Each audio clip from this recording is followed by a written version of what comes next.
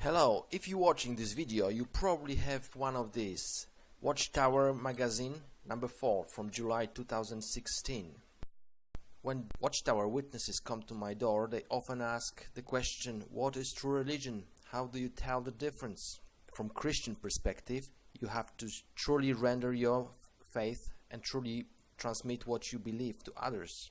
If you don't do it, you're automatically not a true believer and you do not represent true religion. So what the Watchtower teaches in this magazine. First, we're gonna look at the sample presentation the Watchtower encourages their members to use.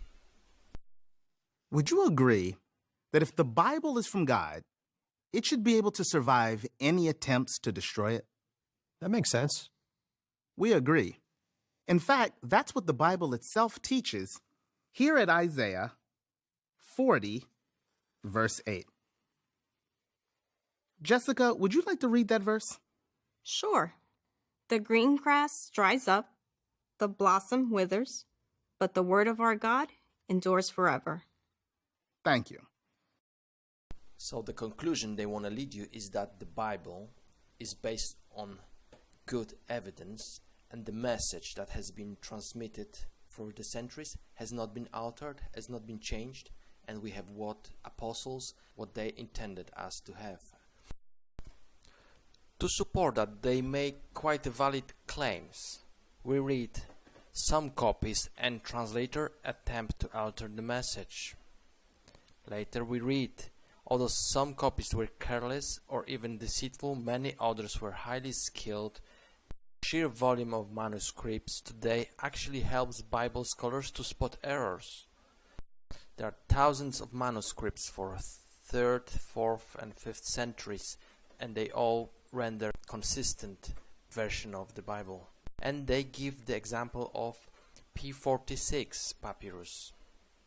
The text that has come down to us is substantially sound. It may be said that no other work of antiquity has been so accurately transmitted. So far so good. They almost win my favor. But this is not what they really teach and believe. What the Watchtower is hiding from you is in their Bible translation. In order to diminish Jesus Christ, the Watchtower replaced word Lord with Jehovah in 237 places, where in the Greek manuscript word Kairos appears. In the brochure The Divine Name we read, no ancient manuscript that we possess today of the books from Matthew to Revelation contains God's name. Does that mean the name should not be there? To justify that practice, they come up with a story of massive falsification in the 2nd century. In the Appendix 5 of their New World Translation we read, thousands of copies in existence today were made at least 2 centuries after the originals. By that time, those copying the manuscripts they replaced the tetragrammaton with Kairos, the Greek word for Lord.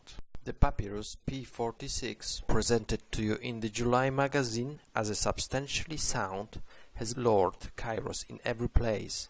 It should be described by the Watchtower as the heresy or con, shouldn't it? The practice of hiding actual beliefs and practices, twisting facts, avoiding answers, you can experience when meeting with rank-and-file Watchtower witnesses. And this is what they get from their leaders. If you want more examples of this deceit, look at the problem of disfellowshipping. The public is misled that the marriage relationships and normal family affection and dealings continue, where in practice parents are told even not to answer the phone from shunned children. You can also look at the testimony of their leader, Jeffrey Jackson, in front of the Royal Commission in Australia.